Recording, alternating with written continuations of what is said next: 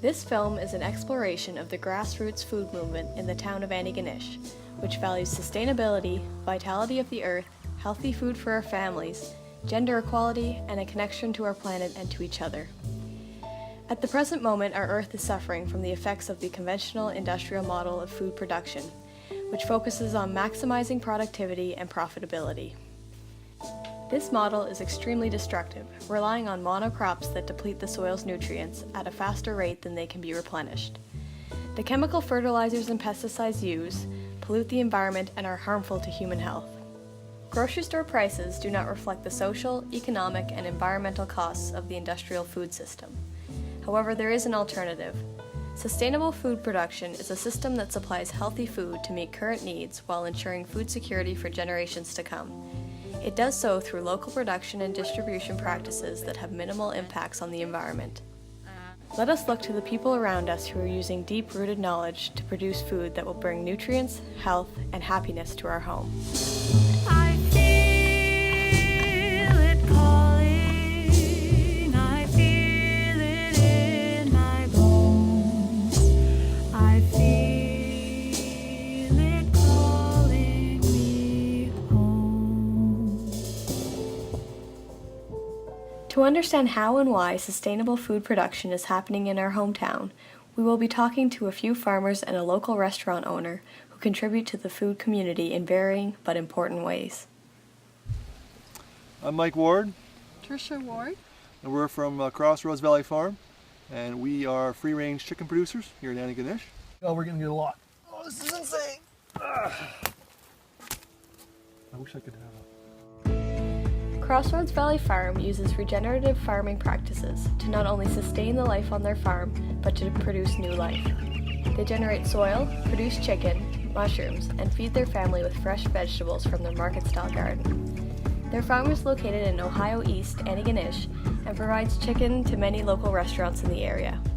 They are a vital part of the growing sustainable food movement here in Antigonish.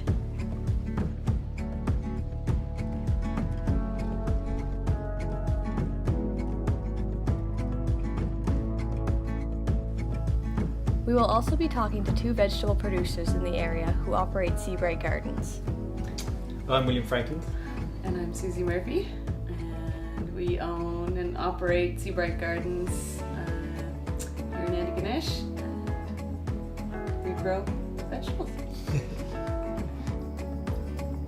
Will and Susie are providing vegetables to the community through the local farmers market, through weekly basket deliveries, and through CSA, community-supported agriculture. They value their work as it feeds their young family with food that is grown in an ecologically responsible way and that will help them raise healthy and happy children. Their garden is located on Highway 337 in Antigonish County and has been operating since 2012. We will also hear from a restaurant owner who works incredibly hard to bring local food to our plates. My name is Rosemary Murphy. My partner Terry Piercy and I run the Townhouse Brew Pub and Eatery in downtown Antigonish. The Townhouse is a place where the efforts of the whole food community come together. Rose and Terry source as much local food as possible and provide farmers with a steady stream of patronage.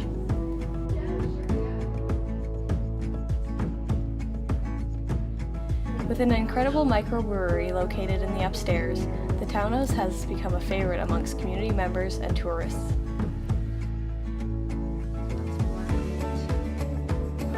This establishment has become a vital cornerstone of the Antigonish food movement.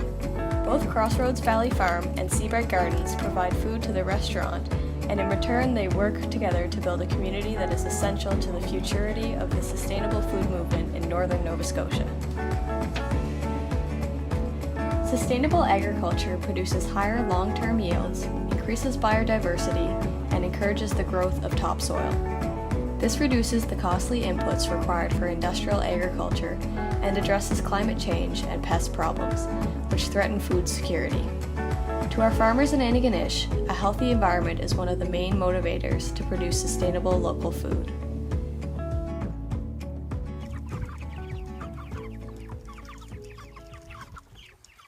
Well, let's be honest. The key to life is soil, right? Everything comes back down to that.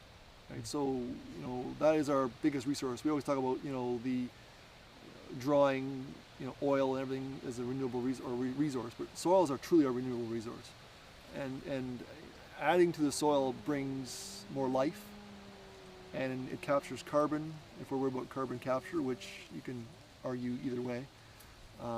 But for us, it's just a matter of, you have healthy soil, you got healthy, whatever grows above it's healthy, be it the animals or the vegetables. Either way, the plant is stronger and it's able to withhold stress of any kind. More water, more nutrients. The soil life, the bacteria in the soil, that relationship with the plant and the animals becomes stronger. We're finding out things about soil now that we had no idea about, how the interactions with soil and the plants and the animals is so big. And you need animals. In my view, you need animals to help build the soil, because they're the engine that can put, their manure, and they can move things around, and you use those along with the vegetables or the grass or whatever else, and you get just a better, healthy environment. Like, it's amazing how you can dig down into life in a square foot of healthy soil, versus going back to the farm in Saskatchewan where they spray the heck out of it and there's nothing there. It's just dirt, right? So. At the farm, Mike uses a technique called pastured poultry pens, in which he raises chickens while also building the soil on his land. This is incredibly important because human health is inseparable from soil health. He has constructed mobile chicken coops that, with the help of a small trolley, can be moved forward each day to give the chickens new grass and a wealth of nutrients. This creates healthier animals and at the same time allows Mike to distribute their droppings around the entire farm. The chickens eat nutritious grass and process it into manure. This manure then transforms over time into fertile soil for generations of farmers to come. This process takes from the earth and gives back in a regenerative symbiotic relationship. Industrial agriculture fails to provide for the health of the soil or for the health of the people. Farmers like Mike and Trish understand that the sustainability of their farms ultimately depends on the health of their soil.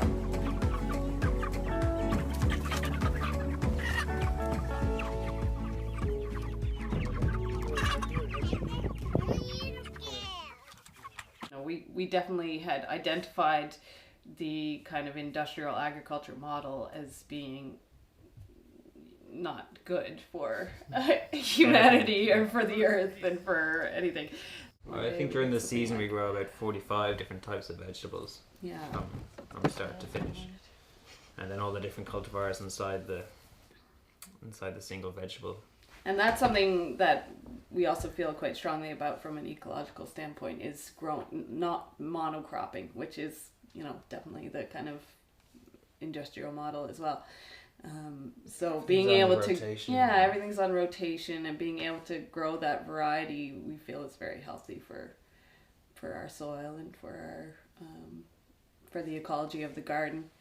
Yeah, and I suppose that's another thing that we slightly different the way we farm, is that we're trying to nurture the soil as much as possible. So rather than growing the plant, we're trying to increase the fertility of our soil, and that's our major objective through compost and green manures and no-till. And we started off with hard packed clay here, and through a lot of backbreaking labor and also just learning how to use it, we've transformed our soil into a very productive soil, and every year it's getting better, and our crops are getting better. We get to watch it improve, which is modern agriculture, not entirely, but is kind of it's destructive of the soil and the soil food network, and we're learning more and more all the life, all the bacteria and mycelium, which is imperative for the growth of healthy crops. It gets destroyed in modern agriculture. So that's one thing that would be one main thing that is different between us and intensive agriculture.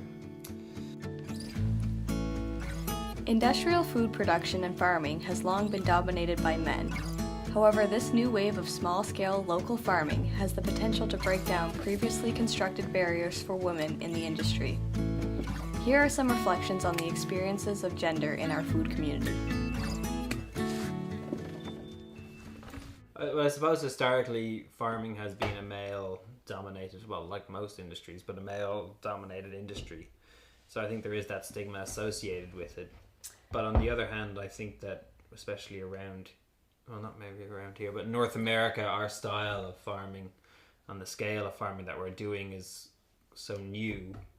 And with the direct sales that we do, people know that we're a team and equally involved in the farm. I definitely noticed that people tend to kind of assume in a lot of cases that Will is the farmer, and only in the way that they might ask his opinion on how to do something or how to grow something, and that's often coming from other farmers, which is kind of interesting too. The kind of style of production that we do is way less reliant on things like tractors. Not to say women can't drive tractors, but it's an interesting, it is a different scale, it's a different size. It definitely lends itself to both sexes equally, maybe more than traditional agriculture. I don't know. Well, I think as a female, not many people see me as a farmer. They just don't look at me as the farmer that I run the operation. Well, that's the problem with the alternative farming, where we're doing free range and out in the pasture, is that there is a lot of lifting, but she's out there every morning with me, right? She's lifting the food, and the water has to be moved, and the pens, and it's full-on partnership. The lack of nutritious food in North America contributes to a vast array of health-related issues. Farmers in Antigonish recognize the value of nutrient-dense food and that organic agriculture provides their families with a healthier and higher quality of life. Children and healthy families are the building blocks of a strong community. Raising our children, having this food, we supply ourselves with our own vegetables all year round, and that is extremely important to both of us in the way we feel about. And we can do quite a lot of the work while having our kids around, especially as they get older, so that's just a dream. Yeah. The kids just go free range in the garden and they know all the different types of vegetables and just free range themselves and eat everything, which is just fantastic for us as parents to look at.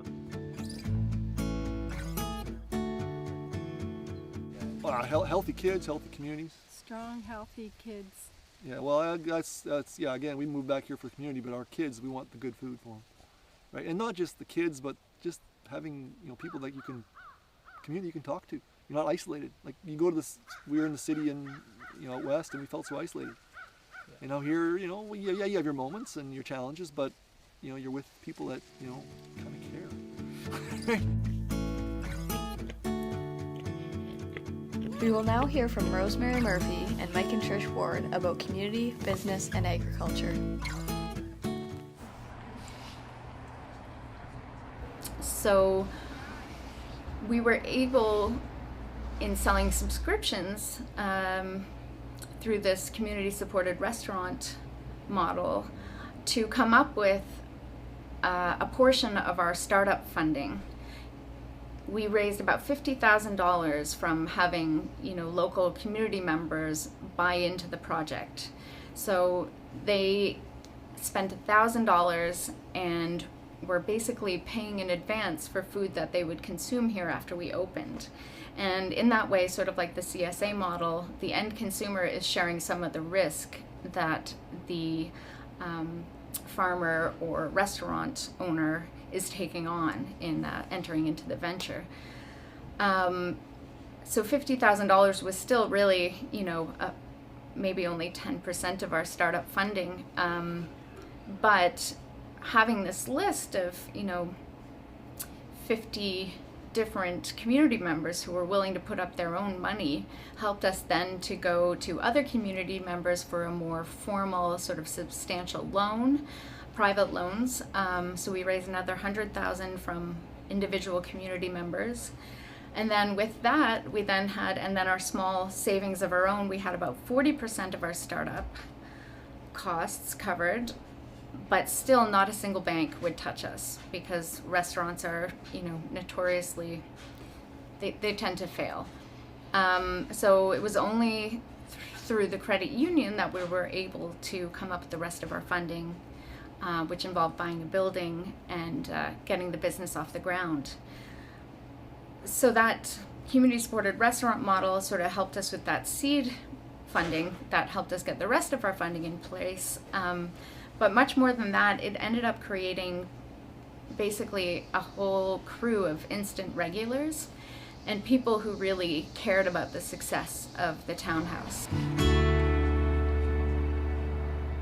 Well, for us, the townhouse was a great, anchor point to actually get going, our farm going. Without their support, and initially our first year, it would have been tough for us to continue to grow. What kind of gave us that springboard to get going, and the community support that came along with that was definitely a highlight, and allowed us to kind of keep going. Well, the key thing for me is just working together, small scale farmers working together to help reduce costs and improve the marketing and distribution of their products. Because that's the biggest challenge I see from a small scale perspective, is just being able to market your product to the people who want to buy it, and then be able to get it to them when they want it. And you're working together either at the co-op or some kind of a buyers group or wherever you got, and then forming those community relationships and then making it happen. That's going to grow the food movement. That's the only way I can see it. The local farmers have to make some money to survive, right? And community support through places like the townhouses, which is willing to pay a bit of a premium for the product to provide a better product for their customers, is critical, right? So, and that's challenging, right? To get that message across and have people believe in that and prioritize that, and see that as a benefit to not only themselves but the environment and their kids in the future, right? And the only way you can do that is through community and through community education and community involvement. Otherwise, you're so disconnected, you just don't care. Like, you have to care to buy our food. You actually have to care about us, the environment, the chickens, right? Otherwise, you're not going to buy it. And we are somewhat limited because there's only so much we can produce ourselves. So I think if we had other people working with us, we could produce more, because just us two doing this ourselves, we cannot physically do what we want to do, because we need that community support in order, or the community working together in order to produce more product. It's not just community of buyers, it's community of farmers. It's community of, it's all the different facets. You can't just have one piece of the community functioning. You have to have them all working together. And if they're all working together, it hums along amazing, right? And this is a good little microcosm of the townhouse, showing how it all works. Mm-hmm. I guess when we think about sustainable business, we kind of come back to that idea of the triple bottom line. So we're thinking about the impact on the planet, on the people involved, and of course the business making a profit and being able to stay afloat. It's the biggest sort of way we try to make our business sustainable is to buy as much product as locally as possible. And the way we think about that is food dollars are, some of the largest sort of contributions that we make, or some of the largest expenditures we make. And, in recent history, something like 75-80% of your food dollar leaves the province right away. Where we're able to buy from local producers, we're not only keeping that money from leaving the community, but we're able to multiply it because we're employing people here. When we resell it to customers here, it's generating more revenue again for the local community. We have seen what some inspirational and dedicated individuals have been doing in this movement. Now the question is, what can we do?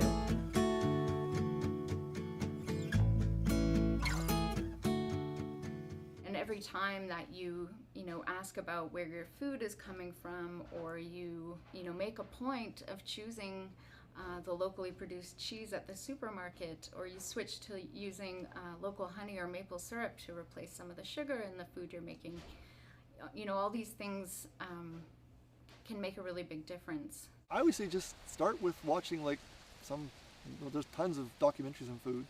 Go on the internet and start. I always call it the slippery slope, or the Alice in Wonderland, the hole, or the red and blue pill and the Matrix. Just start that journey.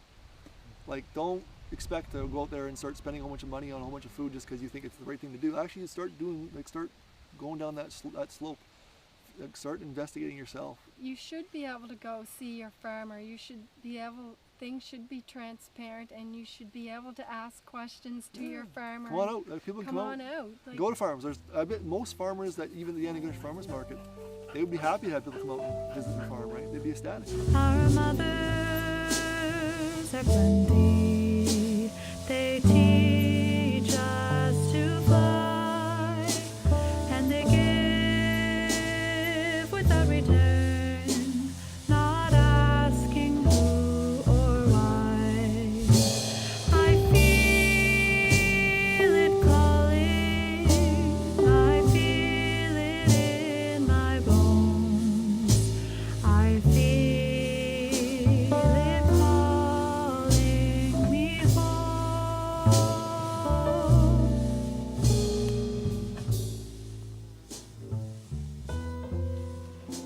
The health of the earth and citizen cannot be healed by just one individual. As Mike and Trish Ward said, it takes all of us working together, shifting our moral stance away from consumption to one that respects nature. The CSA and CSR models have empowered residents of Antigonish to tackle issues of climate change, destructive industrial models of food production, and gender oppression in the farming industry. Small-scale local foodways revitalize the earth, bring health to our families, and direct us towards a better future.